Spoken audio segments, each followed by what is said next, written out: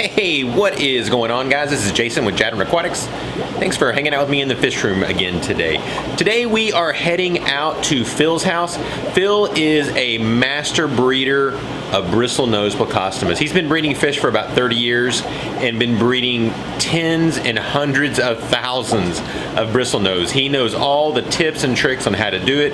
So today he's going to sit down with us and we're going to look at some of his aquariums, see all his amazing fish, and he's going to teach you guys a little bit on how to breed and take care of Bristlenose. So that you know though, right now he sells locally but he doesn't ship. I'm working on him to trying to get him to ship. But you can go and you can check out his Facebook page. I'll link that down below. The name of his company that he has is the Bristlenose Factory. So let's head out there right now. Okay, my name is Phil Tucker. My business is Bristlenose Factory. I go by bristlenose@gmail.com. The predominant fish I breed are Bristlenose Plecos. I also spawn African cichlids, some live bears, guvias, etc. I'm here to give you a brief talk about sexing and the care of Bristlenose plecostomus. This tank here is a 40-gallon breeder. The fish in it are L144 blue eye. There are some full-size adults and a lot of these are subadults. But you can sex them usually at about 2 inches by looking at the bristles on the nose. That's a young male, about 3 inches long. You can see the fish beside it is most likely a female.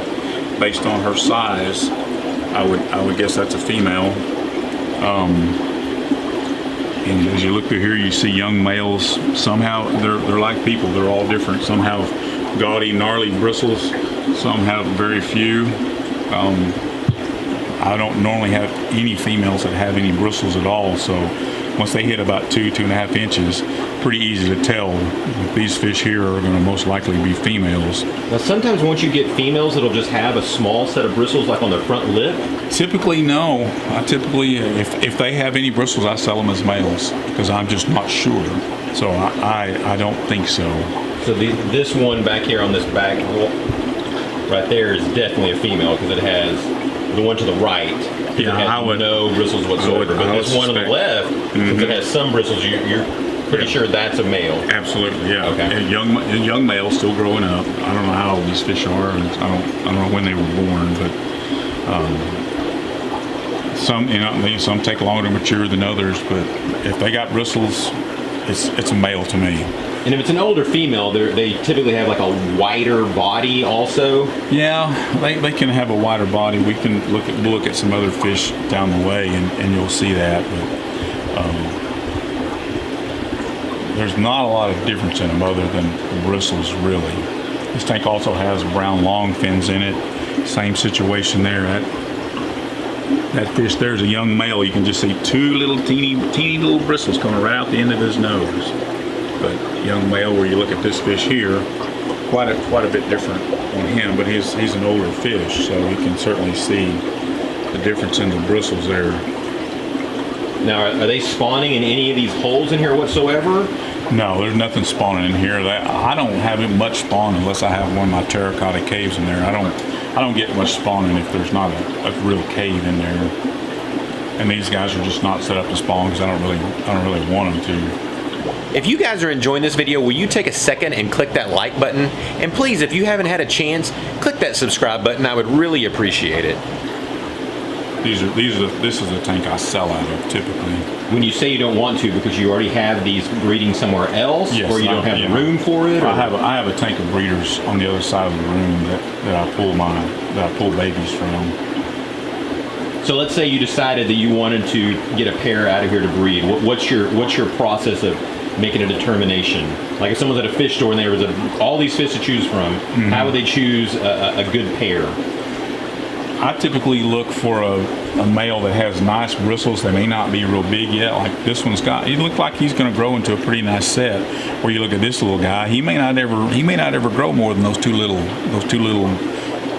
sprigs he's got out there. So I look for a male that, even though he's not fully developed, he has potential. And of course, just a nice looking female that doesn't have any bristles at all. I wish I could. I don't know where the big giant one is in here. There he is right there. There's a pretty much full size male right there, and he doesn't have a great set of bristles, but it's not bad. But that's certainly a big breeder-sized male there. And that fish could easily be a couple of years old, 3 years old maybe. They don't grow real fast, but they do okay. All right, so you've now picked out a pair. What would you now do with that pair? I'm going to put them in a tank, probably initially with some other fish, and I'm going to put in a cave for them and let them go. I typically do not breed them as pairs. All of my colonies are bred with usually one male, maybe two, and about a half a dozen females. Because the male number one will spawn with more than one female at a time. I pull the babies when they hatch. I just slosh them out of the tube into a bucket, and then I raise them from there. And then that puts that male back ready to spawn with another gravid female if you got more females in the tank. So that gives me a lot more production by having multiple females for him to have access to. So it's like a breeding harem type situation. Yes, absolutely. And all my colonies are set up with multiple females. Is it like so many males to so many females, or one male can do a bunch of females? One male can do a bunch of females. Yeah, I typically don't want more than about a half a dozen. A lot of people that have more than one male in the tank talk about them fighting. I've never had a ton of problems with the males fighting, and I've even been told they kill each other, but I've never experienced that. I typically don't allow that situation to happen. Now, do you only put one cave in there? Yeah, typically one cave. Like this tank right here. This tank here is an exception. There's multiple males in here, but there's multiple females, and it's not uncommon for both males to have babies or eggs in each cave at the same time. Where the green dragon adults back there, there's 2 caves in the tank, and there's 3 males and 3 females, but typically one male spawns with all the females and none of the other males spawn. So it depends on the fish. They all seem like they all act differently. But now go ahead, I'm sorry. Normally there's only be one cave in a tank. Now you say you typically put them in there with some other type of fish. What's the purpose behind that? Just to maximize my tanks. Not necessarily a dither fish for the plecos. Yeah, it could be anything. You can see over here you've got cichlids in there with them. They'll live with anything as long as they got a place to hide and some driftwood. They get along with other fish. I keep them in virtually every tank I have because I want them to work and clean my tanks as well as produce babies. So I don't scrape the glass on these tanks very often. So having 53 tanks, if I had to maintain that front glass on all of them, it would be a load of work. I don't want to do. Okay, so you've got a pair now. You got them in a cave. What's the next process? Is there some type of water temperature? Some type of food? They're pretty easy, really, for me. I just start feeding them, and every morning when spawning season's here, when it's not so hot in here, I get my flashlight and I walk the whole room and I just shine my light briefly into each tube just to see if they spawned overnight, so I can keep track of what's going on. But I just start feeding them and give them a place to spawn, and they do the rest of it. They get water changes with water about the same temperature as they get now. Unfortunately, now the water coming out of the cold water is warmer than I would like it.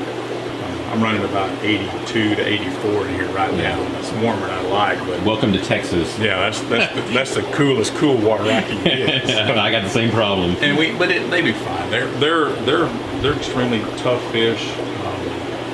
They're hard to kill. They're almost bulletproof as long as you don't do anything crazy. Now, what are you primarily feeding them? These guys eat a montage of pellets, green beans, flake food. They eat a little bit of everything. The little guys, I start them out on crushed flake and then move them up to what the big fish eat when they get to be about an inch. So they do eat crushed flake early on. So adults that are breeding, you're just feeding once a day? Oh no, everybody in here may get fed 4 or 5 times a day.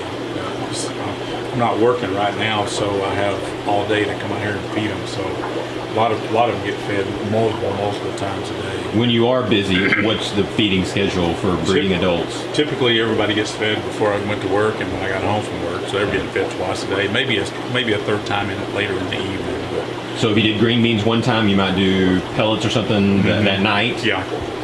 Let's say you've got the tank now, and you've got a pair, and they've bred, and they're setting on eggs. What's the next process?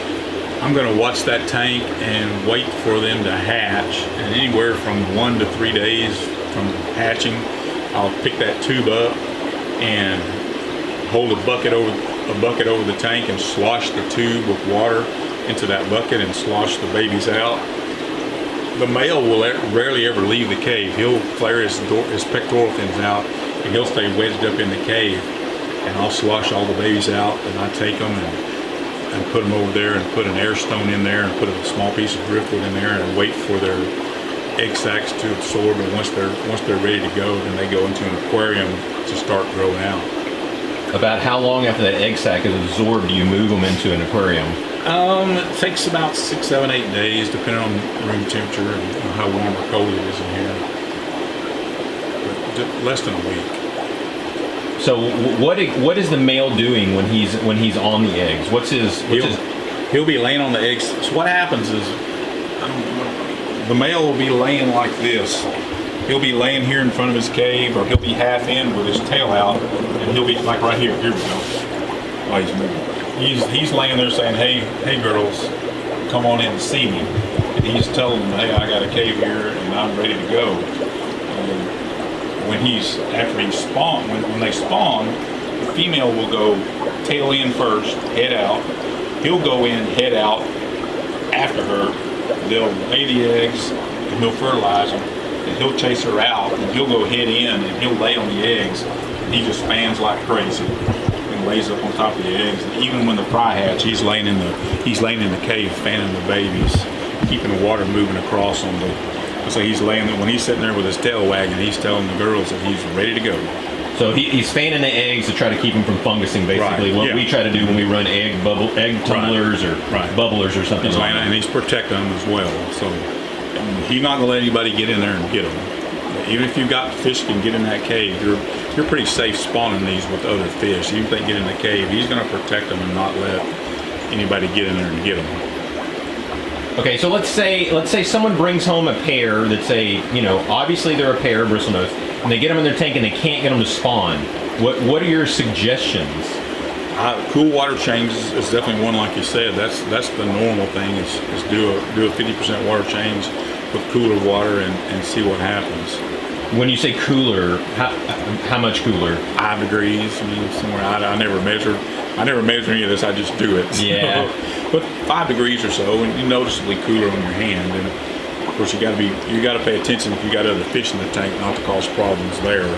If you're suddenly going to drop the temperature 5 or 10 degrees, be careful what you're doing if there's other fish in the tank. But they generally spawn for me quite readily. I don't have any issues with having babies. Now you're saying yours will typically shut down in the summer just because it gets too hot in here. Right. Yeah. I mean, I 3 or 4 years ago when it was 100 degrees for many days, I got up to 90 degrees in here, and everybody was unhappy. Nobody died. They just quit having babies.